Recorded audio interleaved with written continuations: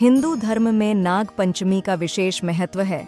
हर साल श्रावण मास के शुक्ल पक्ष की पंचमी तिथि को इस पर्व को मनाया जाता है। इस दिन हर कोई अपनी श्रद्धा के अनुसार नाग देवता की पूजा करने के साथ उन्हें दूध पिलाते हैं। इस दिन पूजा करने के साथ साथ इस पौराणिक कथा को अवश्य सुनना चाहिए। आइए जानते हैं नाग पंचम की व्रत कथा। प्राचीन काल में एक सेठ जी थे जिनके 7 पुत्र थे। 7 पुत्र विवाहित थे। इन्हीं 7 में से सबसे छोटे पुत्र की पत्नी काफी चरित्रवान और श्रेष्ठ थी, लेकिन उसका कोई भाई नहीं था।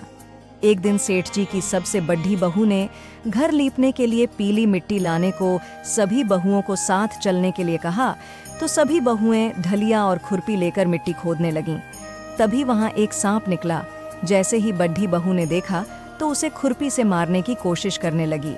ऐसे में छोटी बहू ने तुरंत उसे सांप मारने से रोका। ऐसे में बड़ी बहू ने सांप को नहीं मारा। ऐसे में सांप उस स्थान से हटकर एक ओर जाकर बैठ गया। फिर छोटी बहू ने सांप से कहा, मैं अभी लौट कर आती है, तुम यहाँ से कहीं मत जाना।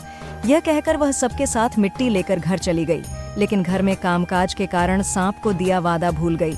जब छोटी बहू को दूसरे दिन वह बात याद आई तो वह सभी को साथ लेकर वहां पहुंची और सांप को उस स्थान पर बैठा देख बोली, सर्प भैया नमस्कार। सांप ने कहा, तू भैया कह चुकी है इसलिए तुझे माफ कर देता हूँ, नहीं तो झूठी बात कहने के कारण तुझे डस लेता।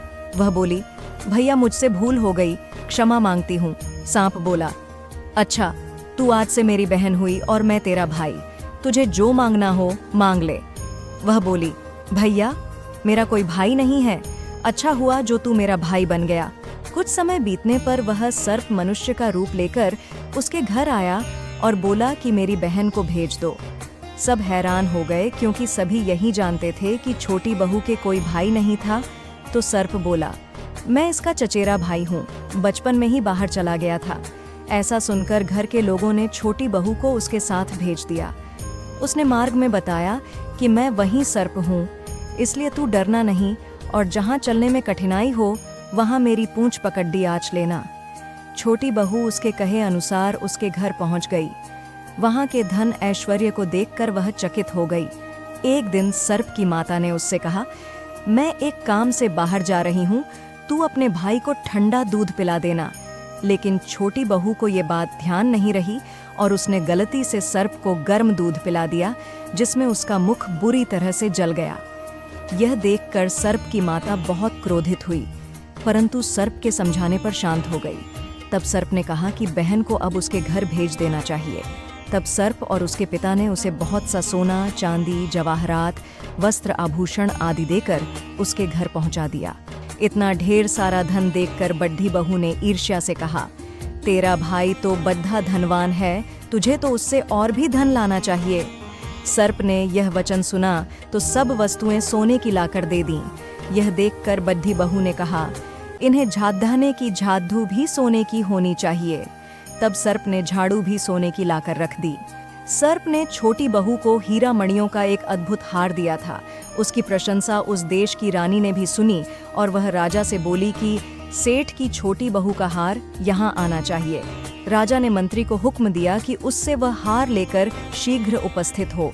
मंत्री ने सेठ जी से जाकर कहा कि महारानी जी छोटी बहू का हार पहनेंगी, वह उससे लेकर मुझे दे दो।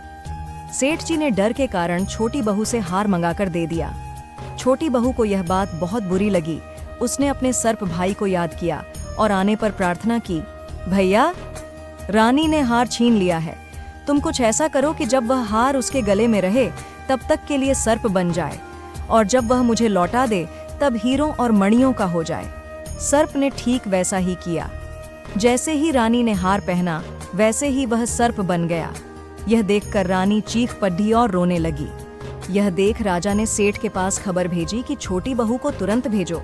सेठ जी डर गए कि राजा न जाने क्या करेगा। वे स्वयं छोटी बहू को साथ लेकर उपस्थित हुए। राजा ने छोटी बहू से पूछा, तूने क्या जादू किया है, मैं तुझे दंड दूंगा। छोटी बहू बोली, राजन धृष्टता क्षमा कीजिए, यह हार ही ऐसा है कि मेरे गले में हीरों और मणियों का रहता है और दूसरे के गले में सर्प बन जाता है। यह सुनकर राजा ने वह सर्प बना हार उसे देकर कहा, अब भी पहनकर दिखाओ। छोटी बहू ने जैसे ही उसे पहना वैसे ही हीरो मणियों का हो गया। यह देखकर राजा को विश्वास हो गया और उसने प्रसन्न होकर उसे ढेर सारी मुद्राएं पुरस्कार में दीं। छोटी बहू घर लौट आई। उसके धन को देखकर बड़ी बहू ने ईर्ष्या के कारण उसके पति को सिखाया कि छोटी बहू के पास कहीं से धन आया है। यह सुनकर उसके पति ने अपनी पत्नी से पूछा कि सही बता, यह धन तुझे कौन देता है? तब उसने सर्प को याद किया। बहन को मुश्किल में फंसता देख उसी समय सर्प वहां प्रकट हुआ और कहने लगा, जो मेरी बहन के आचरण पर संदेह करेगा तो मैं उसे खा लूंगा। यह सुनकर छोटी बहू का पति प्रसन्न हुआ और उसने सर्प देवता का सत्कार किया। ऐसी मान्यता है कि उसी दिन से नाग पंचमी का त्योहार मनाया जाने लगा और स्त्रियां सर्प को भाई मानकर उसकी पूजा करती हैं।